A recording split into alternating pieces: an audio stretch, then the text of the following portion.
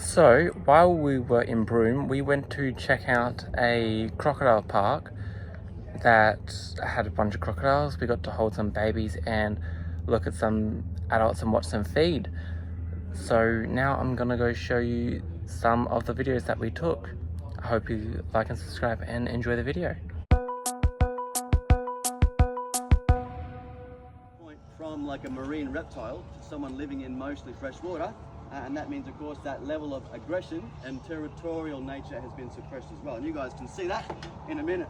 I'll give these guys a bit of a feed and hey buddy, come on. You can see how much aggression this bloke has and how obviously hungry he is too, and that's the thing about these guys. One of the first rules they tell us when we start this job is, of course, to never put your hand over the fence, be extra careful, and that's also true. At the moment, these guys, oh, there you go, you're hungry, you're going to come up? Come on, buddy. Look at the competition between these two. Look how much they're going to kill each other. Go on, get him. Get it. There you go, no, see if you can do it. Good boy, come on. You're going to work for it. Come on, you're hungry. Come on, buddy. Go for it. Nice and gentle. Good boy, come on. Come on. He wants him to drop it. Step on your brother, you can do it. Good boy here. There you go. That took a bit of work. Compare that to what we're going to see soon.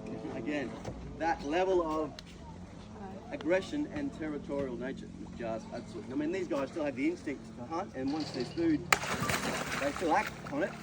But look at their faces, they're really quite clean. There's no, you look at the other crocs, they're covered in war wounds and battle scars from fighting, but it's their choice as well, it's also their instinct. So living in a low saline environment for all those years means that of the 2 million alligators in the US, they're all crammed together, so they're pretty good neighbours. I wouldn't really want to jump in here, but if I fell in here, I would much rather fall into here than with one saltwater crocodile because of that level of territorial nature. So they're pretty good little blokes.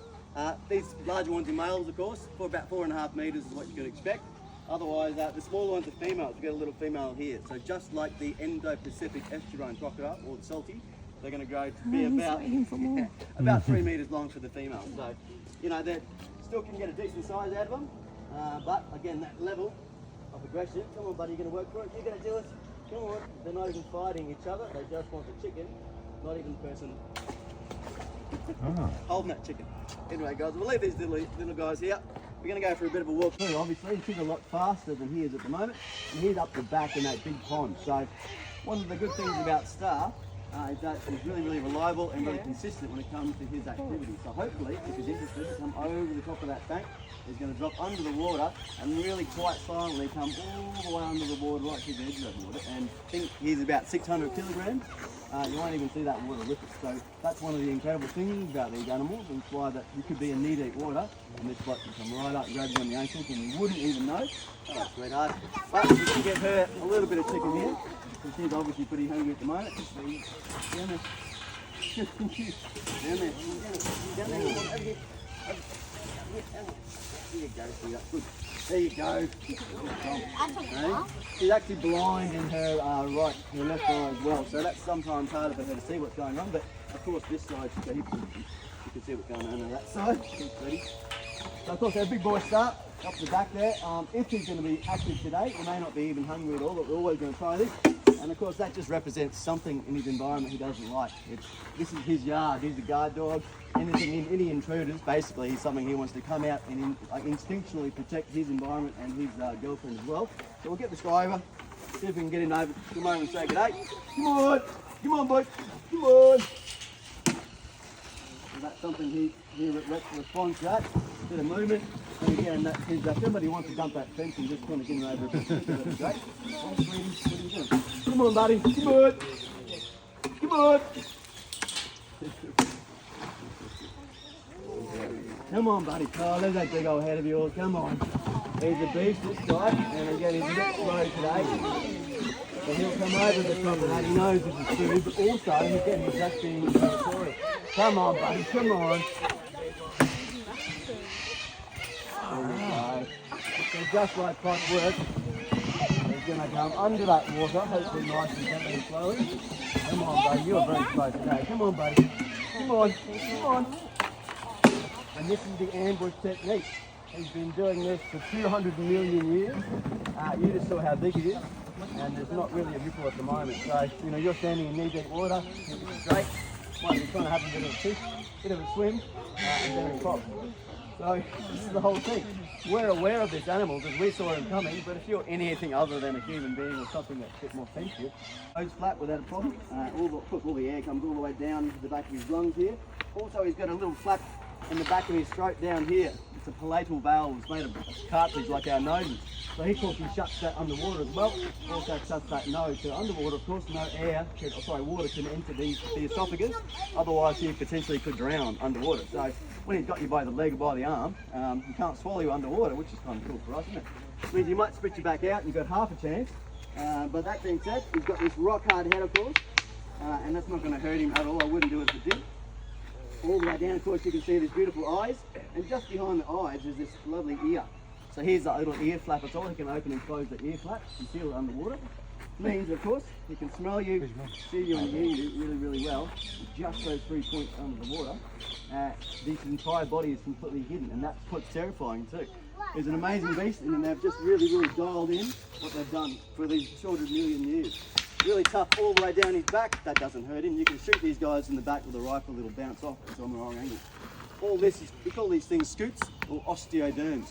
Osteo, of course, meaning bone, and the dermatology meaning skin. So these are really, really bony plates all the way down, but that's all interlocked bone as well, all free floating. Those little tiny bucks, they're all covered in blood vessels.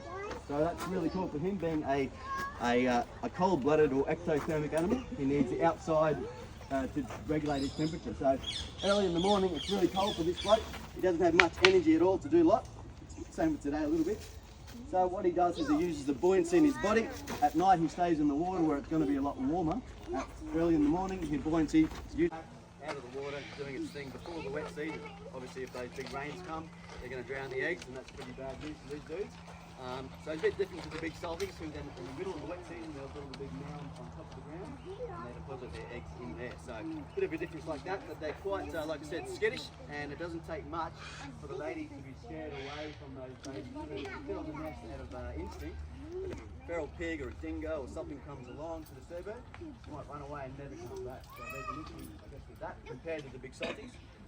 Otherwise, as an adult, they haven't got too many issues in terms of predation.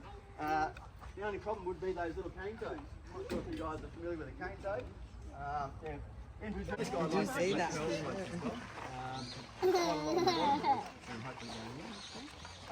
There was a big crocodile recorded in 1957, which is not that long ago. He was shot in North Queensland at a place called Croydon by a lady off the bridge, and it was 8.3 metres. And that is absolutely incredible to think that they can actually grow that size. And again, it wasn't that long ago. 1957 wasn't too long ago at all. So that was certainly not fictitious. All the records were there. They measured the whole thing. It was all exactly right. So the fact that he could grow twice this size is quite incredible too. Well, again, guys, we sort of know what's going to happen, but this is the whole point. We know that he's in the water somewhere. It could be a dinosaur, it could be a horse, we could be just walking down. This could be the normal route that all the animals take in the afternoon to come down and have a drink. He said, I'm a bit hungry today. I know what's happening. I'm going to follow that pattern. Carla, basically cut it out. What I think the most Mummy wants to video it. She's as a video soon as something touches that water surface, Just record. that was pretty fast, you know. We have pretty good reaction speeds if you know what's happening. If you don't know what's happening, and this bloke comes up, hey buddy, you know, he obviously lived in the wild, he's hunted a lot before he was caught, so his instincts are right on target. Oh no, buddy, hey. And just like most of these crocodiles, he was also shot in the eye as well, so that's why we call him One Eye Willie. He was in Willie Creek, and he was in that river system by himself for a very long time without causing any problems. Some people obviously saw him hanging around on the beaches when the big tides come out. Oh. And then decided that rather than call Malcolm Douglas and someone to maybe follow what the deal is, they decided to try and shoot him instead. So instead of hurting the guy or killing him, of course, it just made him angry. That's the problem. Most crocodiles don't like to be around people, and they'll shy away from us. But when they get that in their head that we're not really good for him, he will actually then target us too. But he will doesn't be fright, mate. So they're really, really quite fast animals. That's lightning speed, and of course, when he's got you as his target, He's last mine. he wants to play games now. He wants to himself. He might snap that. So what he's going to do now that he's caught his target, Might be a few head shakes. He wants to try and rip chunks off that animal, or potentially break its neck. He comes out of the water and grabs a ewe or a big cow or a dinosaur by the head. Oh, he's gone Head under. shake, that's going to snap the animal's spine, and of course now it's a head on a stick. At the moment, his instinct tells him that he's caught this thing. That's probably going to incite that next level of instinct, which is going to be hopefully a death roll. The animal is trying its hardest to not be pulled into the water and deeper to be drowned. As he spins around, of course, and turns the animal onto its back, onto its sides. Now it cannot, it's got no anchors, it's got no more feet. And of course, allows him to drag it further into the water as well. Hey, buddy, it's a lie. Come on, buddy. What are you going to do? Oh, you're coming up. Come on. Can you show us your death roll? Come on, good boy. Come on. Your head shake. Come on, come on. Come on, buddy, you can do it. I know you're child owned. Come on.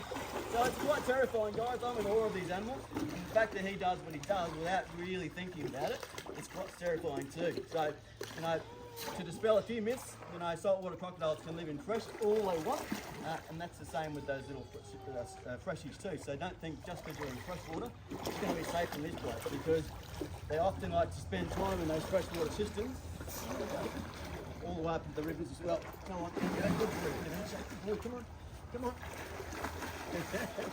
Oh, you're a bit of a sad sack today, aren't you? Right, we better leave him there, guys, because we're going to have to start that 3 o'clock show pretty soon. But again, you're more than welcome to come and of course see that Long Lake feed out.